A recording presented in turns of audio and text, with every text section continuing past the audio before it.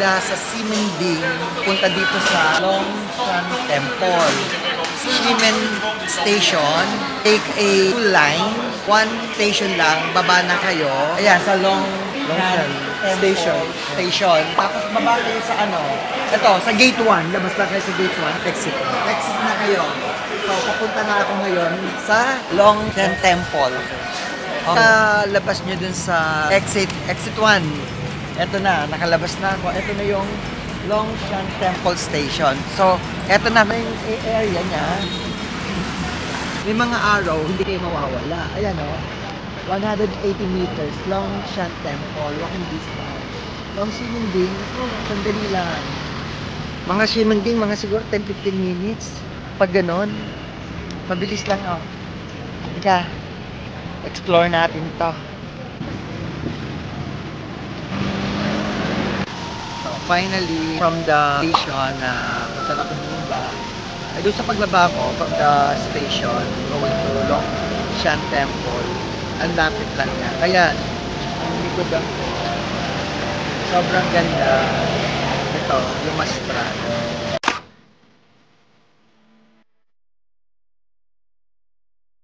Yes, finally, nakapasok na kami dito sa Longshan Temple. As you can see, labas pa lang niya, nakaka-overwhelmed na. Pero silang falls, ganda diba? So nakaka-vibes.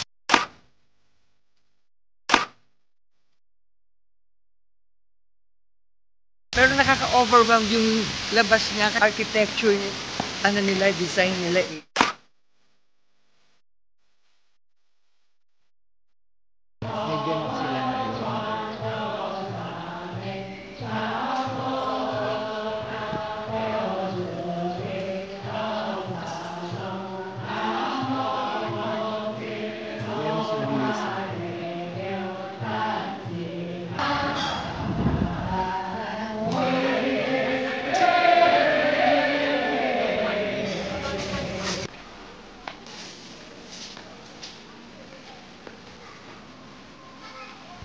Andito na ako sa likod niya. Yan yung background sa likod ng temple, ng Longshan Temple. Yun.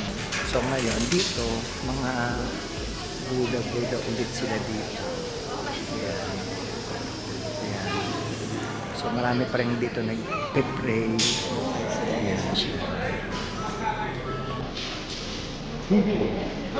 Check time is alas 5 na dito, 5 p.m. So cloudy siya.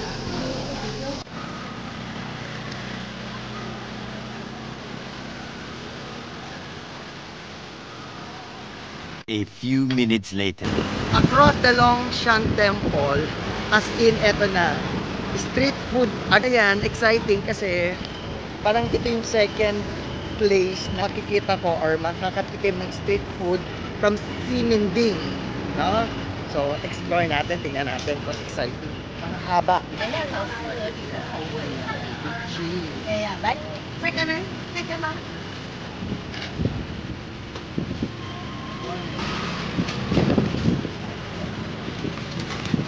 Ito po sa kanila po. Kahit saan ka pumunta, merong lang langgunisa tuloy.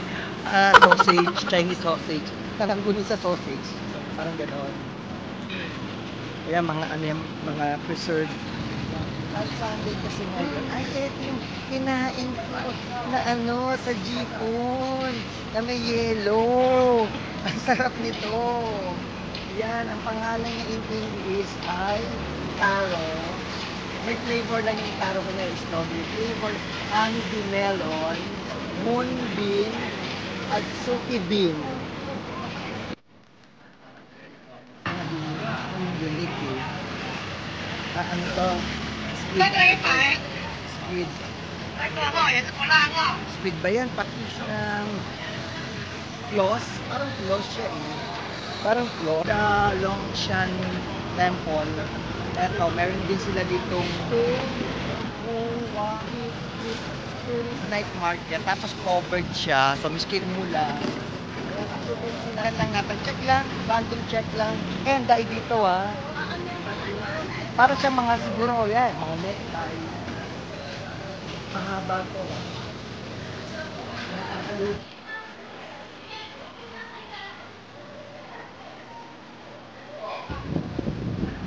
bread yan.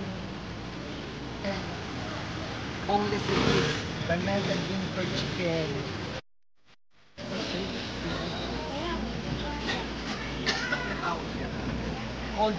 Cold cake siyang gagawin.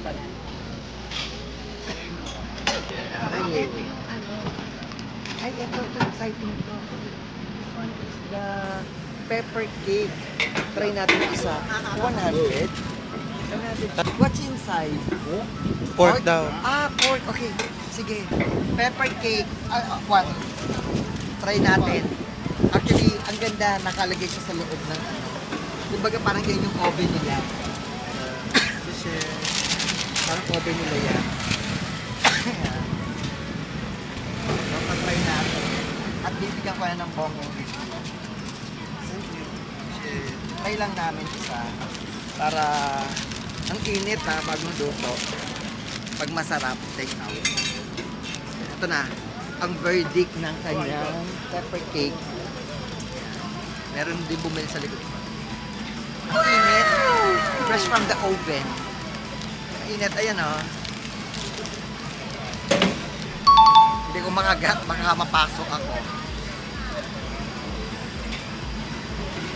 Grabe. Mag-isa, 35 Taiwan dollars. Pag tatlo binili mo, 100. Try natin.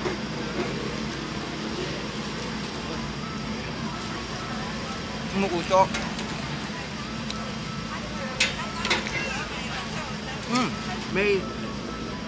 Meron kang onion leek. Hindi siya maalat. Alam mo yung hindi ka mauuma, hindi ka maaalat. Masarap siya. Saka yung meat. Yung meat, tignan naman hindi yung meat, oh. Talagang siksik. Walang tender.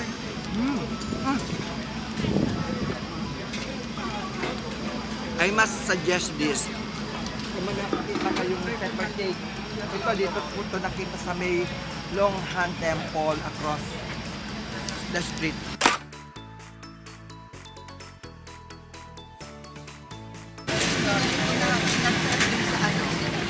Dito sa falls. Natanda mo yun?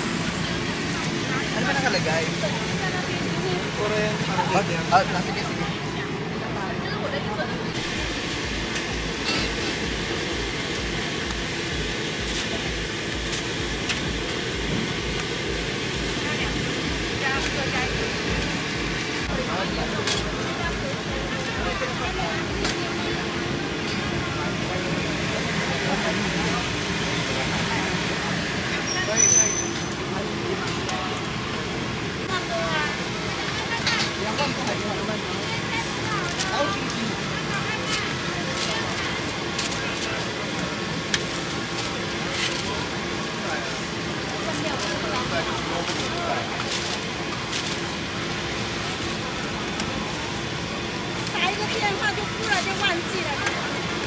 Two pieces.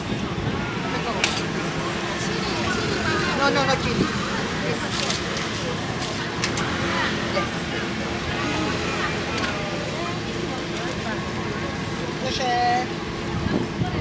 Yeah. Mana natin ang kanilang Taiwan tempura. Fish.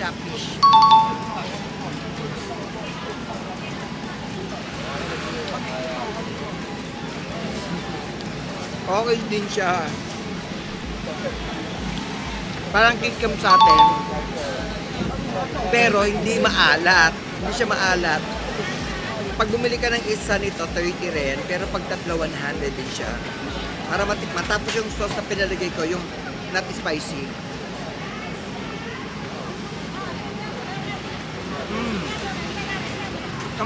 Meron kang loob. Parang meron siyang ano sa loob eh. Egg. Ayun, may egg sa loob.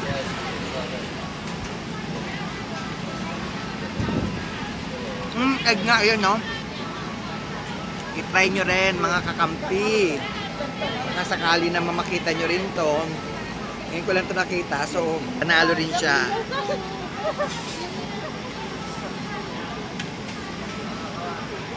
May egg.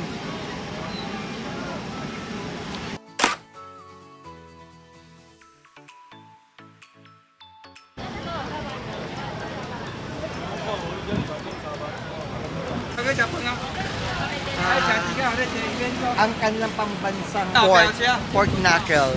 Yan, no? Kahit saan ka pumunta may pork knuckle. Nakakain na ako niyan dun sa noodle house ng pork knuckle, malambot. Famous siya. Nakakatuwa lang. Nakaka-excite lang yung pag mag-explore ka. Tapos ito yan, ginagawa ni Kuya. Yan. Nasa ilalim yung parang lemon niya. Ayan. Para maiba naman, hindi puro sifong ang bubble. So ano naman tayo, mag-tea naman tayo. Lime. Ito yung combination niya, lime. Ayan yan. So ito yung flavor niya. Ayan. Kompleto yan, ha? O, sige, tikman. Drink test. Hits the spot. HIT.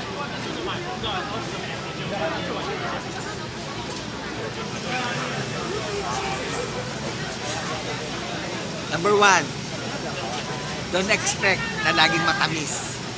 Hindi sila dito maalat, hindi sila matamis. So, sakto lang yung tamis niya. Tapos, yung lime niya, kasi in-squeeze niya yung lime niya, nakita ko eh. Na minix niya sa tea. Lasang-lasa siya. Sarap. Nakaka-presko, tapos yung sarap niya, hindi ako disappointed.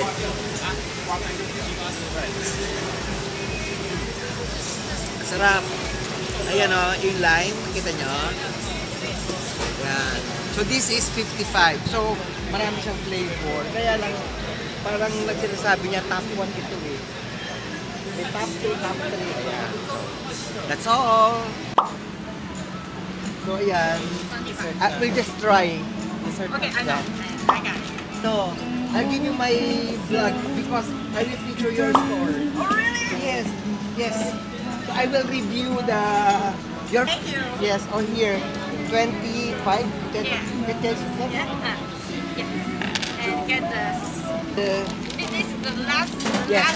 Okay, good. So taro ball. This is original taro ball with cheese. So meron siyang 3 different flavor. This is 25 Taiwan dollar. Ang sarap ng taro. Alam niyo, sa totoo lang, ang sarap ng taro nila dito. Ayan o. Oh, yeah, wait. Squeeze ko lang. I-flex ko lang. Ayan na po yung cheese niya. Balik ako sa kanya. Magsasabi ako masarap.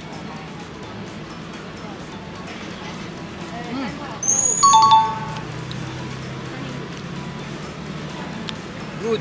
I will recommend this store. This kiosk. I only do fried taro ball. Oh, fried taro ball. So, this is the original, which is masarap in Tagalog. Masarap egg. And this is the... Apples and egg. Oh. It's I'll mixed together. I'll get both because it's good. Oh, really? Yeah. Oh, my God. Yeah. Thank you. Because I will combine all the street food. Uh-huh.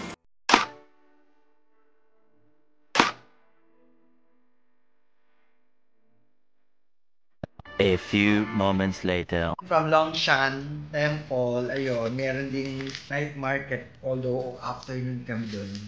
So, try ako ng 25 each. So, ang flavor is taro and cheese. Masarap siya. So, nag-try lang ako ng isa. Sabi ko, ay, masarap siya.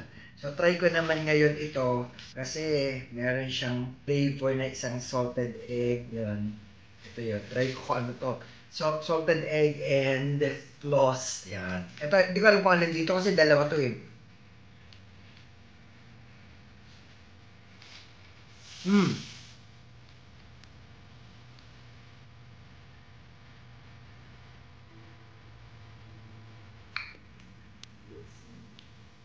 Yes, floss.